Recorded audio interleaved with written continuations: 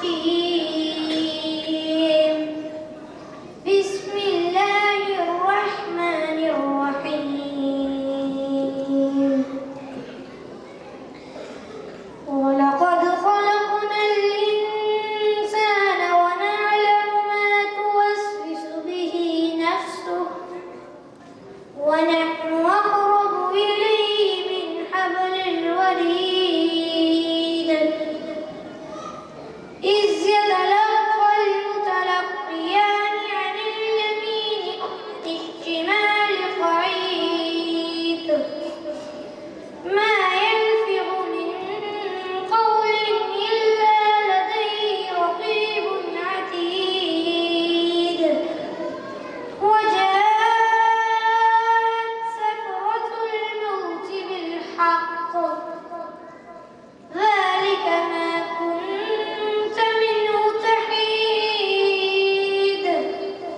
In the name of Allah, the most beneficent, the most merciful.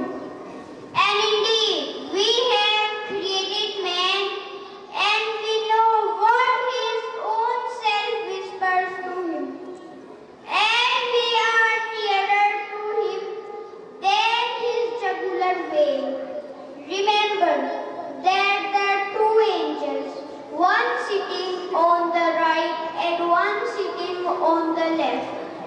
They are ready to record each and every word uttered by a human being, and the stupor of death will not be input. This is what you have been avoiding.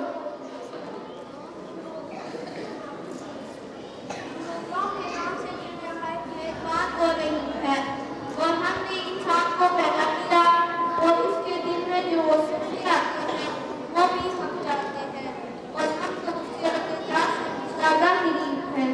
दो लिखने वाले फरिश्ते उसके दाएं और बाएं बैठे रहते हैं और यूं ही इंसान के मुंह से कोई लफ्ज़ निकलता है तो एक निगहबान फरिश्ता उसे लिख लेने के लिए तैयार रहता है।